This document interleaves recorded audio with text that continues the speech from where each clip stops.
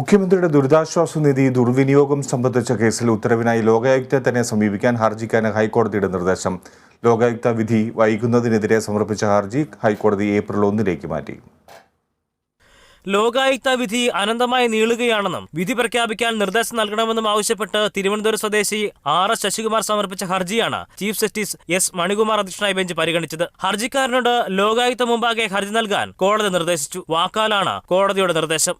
ഇതേ തുടർന്ന് ഹർജിക്കാരൻ സാവകാശം തേടി. 2022 മാർച്ച് 18 വാദം പൂർത്തിയായ കേസിൽ വിധി വൈകുന്നത് നിയമ സംവിധാനത്തിന് കളങ്കമുണ്ടാക്കുന്നതാണെന്ന് ചൂണ്ടിക്കാട്ടിയായിരുന്നു ഹൈക്കോടതിയിലെ ഹർജി. ദുരിതാശ്വാസ നിധിയിൽ നിന്നും NCP നേതാവായിരുന്ന ഉഴവൂർ വിജയന്റെ കുടുംബത്തിന് 25 ലക്ഷവും മുൻ ചെങ്ങന്നൂർ MLA KK രാമേന്ദ്രൻ നായരുടെ കാർ വായ്പയും സ്വർണ്ണ വായ്പയും വീട്ടുന്നതിന് 8.5 ലക്ഷവും CPM നേതാവായിരുന്ന കോടിയേരി ബാലകൃഷ്ണൻ അകമ്പടി പോകുന്നതിനിടെ അപകടത്തിൽപ്പെട്ട പോലീസുകാരന്റെ കുടുംബത്തിന് 20 ലക്ഷവും നൽകിയെന്നാണ് ഹർജിക്കാരന്റെ ലോകായുക്തയിലെ പരാതി. ദുരിതാശ്വാസ നിധി ഇഷ്ടക്കാർക്ക് നൽകുന്നത് ശരിയല്ലെന്നും മന്ത്രിസഭാ യോഗത്തിൽ പങ്കെടുത്തവരിൽ നിന്നും തുക ഈടാക്കണമെന്നും ഹർജിക്കാരൻ ആവശ്യപ്പെട്ടു.